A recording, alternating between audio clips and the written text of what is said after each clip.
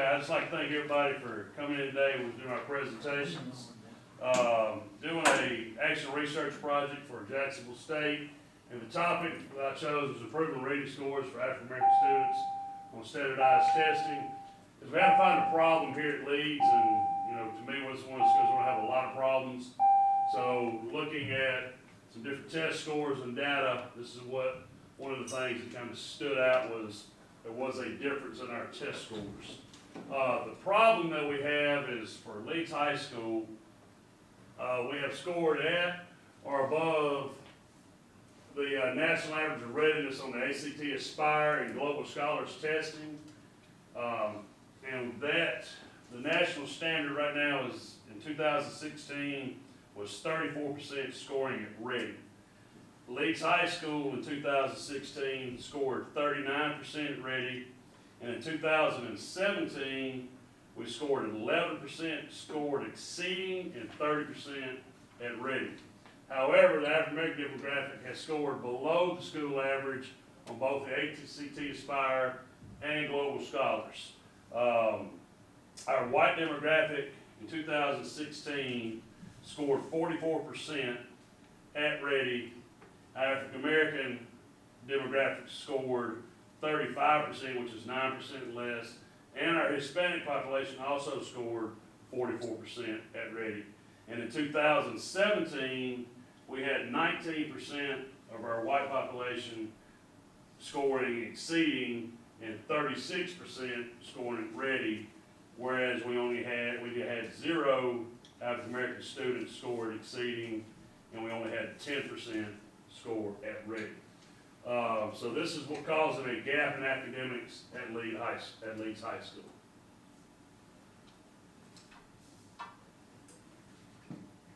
Our hypothesis is that our African American 10th grade students at Leeds High School who go through 1 year of AVID and who experience daily reading strategies in their English classrooms will show greater achievement in reading on the Global Scholars testing. This improvement will help close the achievement gap between African American and white students.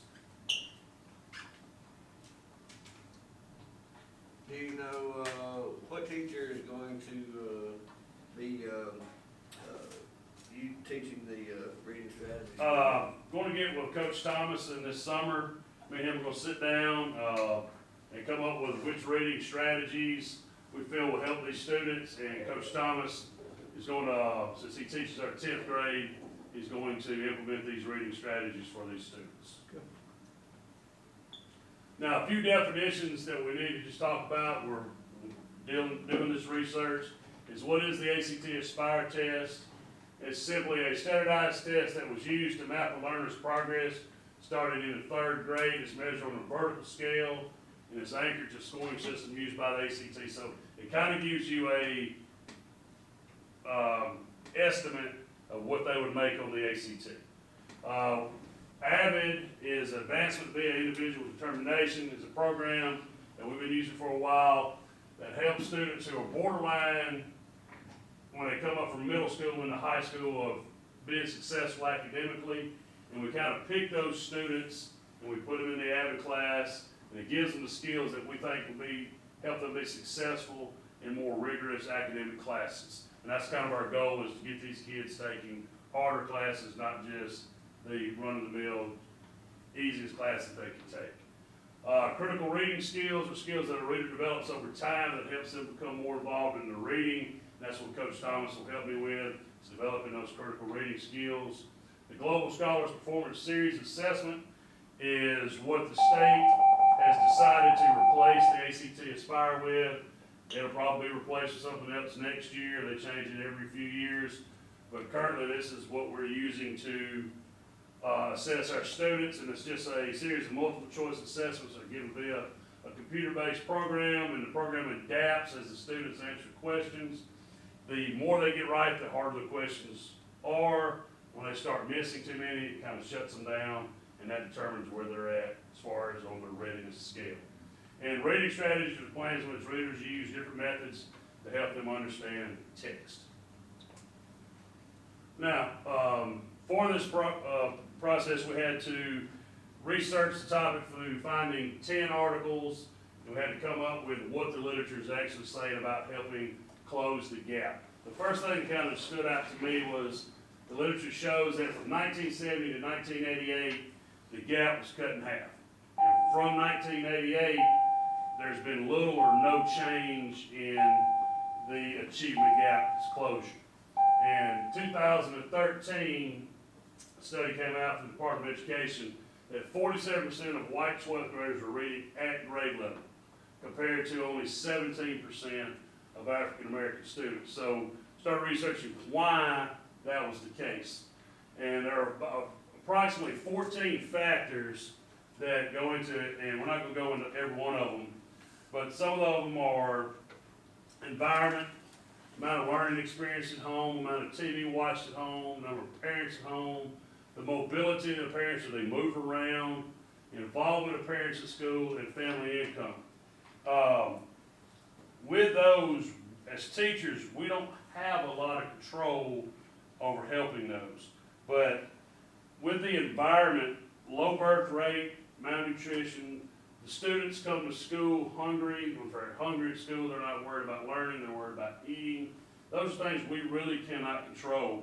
TV, I know this is a generation that loves to watch TV, but studies show from the ages 1 to 3 for every hour that they watch television, their attention span kind of decreases by 10%. So they have to start having more problems. And the study that came out said that African American 4th graders watch television 3 times more than their white classmates. And the main reason of all of that kind of goes back to the number of parents at home. In 2014, when the study came out, 38% of the African American students had a one-parent home compared to, had a two-parent home compared to 75% of the white students had a two-parent home. So with the television, with the involvement at school, when it's just one parent at home, they're less likely to be able to get involved in school. They're more likely to have to put the child in front of the television, act sort of as a babysitter. And when you only have one parent bringing in income, the income for the family is a lot less, which goes back to the mobility. They may have to move from house to house just to be able to afford the rent. Now, things that we can control at school are the rigor of our curriculum, the teacher experience, the class size, and the school climate. With this research has shown that, and this is not Leeds High School by any means, but in a lot of inner city schools where it's a predominantly minority school, the average number of years experience for a teacher is 3 years or less. So they're saying that these minority students are being taught by inexperienced teachers, thus they're not getting the same quality of education. In these schools, also the rigor of curriculum, we kind of get into teacher bias. We come in with these ideas that I've taught these students' brothers, I've taught these students' cousins, they weren't smart, they couldn't do the work, they're not going to be able to do the work. So we kind of have this idea that they just can't do it. We teach them that way, they learn to believe that way, and they also get it from their peers of, hey, it's not cool to take these classes, it's not important to take these classes, we just need to concentrate on staying together down here at the bottom. Class size, which I think Leeds has got a good ratio for teacher to student, but in a lot of these inner city schools, the class size gets large, so the teacher's overworked as far as being able to have 35, 36 students in the class. They're not able to do the work. And just the school climate, the safer the kid feels, the better he's going to do in school.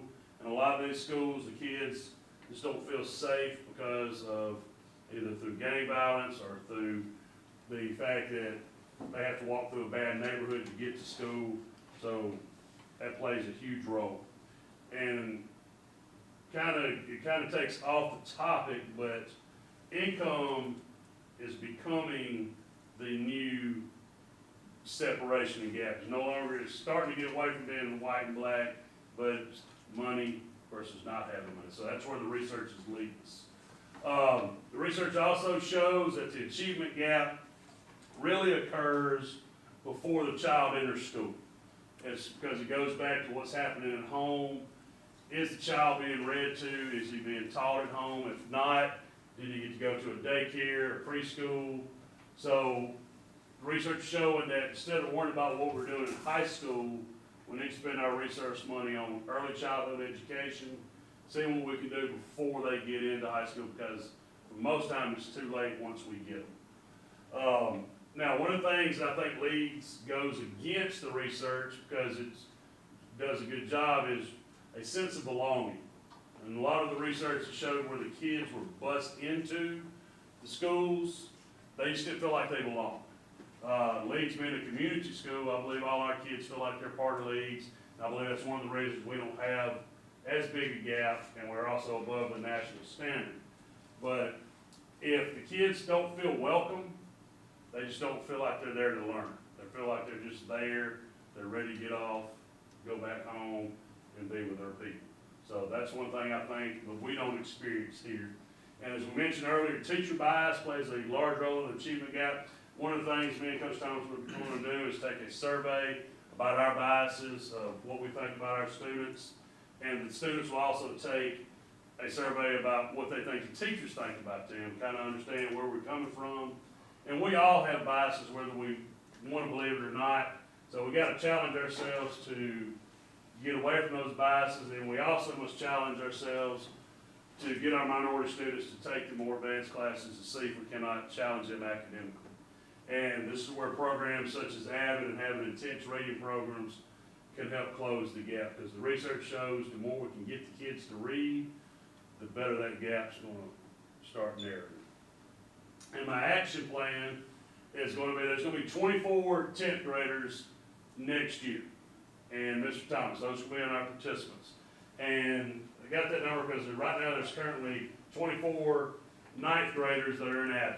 So this is white students, black students, Hispanic students. It's all of our students that are in AVID. So that's going to be the participants. The purpose of the study is going to see if AVID, along with the teaching of reading strategies, can help close the reading achievement gap. Mr. Thomas will go through some PD during the summer, nothing major, just me and him getting together, conversing, talking about what we need to teach reading strategies, and it's teacher biased, and just the students are not experiencing those biases. And students will receive AVID training on test taking strategies and learn new strategies from Mr. Thomas, and the combined, these strategies should result in higher scores on the Global Scholars Test. And these are my references from the articles that I used, if anyone is interested in researching this further. Any questions, comments? Now, what grade level will you be assessing the Global Scholar? It's 10th grade. They will take it in the spring, hopefully after about a month and a half. But we do that in October. It's kind of up to us when we do it, but last year I thought we did it in October. So August, September, first part of October, Coach Thomas and myself will hopefully be teaching those reading strategies. And then after we get the results, we're going to really focus in on the spring testing. So we'll take what we need to improve on and continue those into the spring. Anyone else? Yes, sir. Have you seen any statistical data about schools who use a pre-K program such as Leeds, how their scores are improving over time versus schools that don't? Nothing that compares the two, but the research is showing that the more we pump into them pre-K, the better they are once they get, because that's when we can close that gap. So like with us, we are closing that gap because of what we're doing pre-K. But really, there's not a study that I've seen comparing the two. Jeff, question? Yes, what was that statistic about the attention span of children? It said that between the ages of 1 and 3, for every hour, there's a 10% effect on their attention span. So the more TV they watch, the less attention span they're going to have. Because basically they're just learning, it's here, this commercial, this another commercial, everything's quick, so they're not learning to sit down and read a book, play, communicate, they're just watching everything fast on television. Gotcha. Well, I appreciate y'all's time.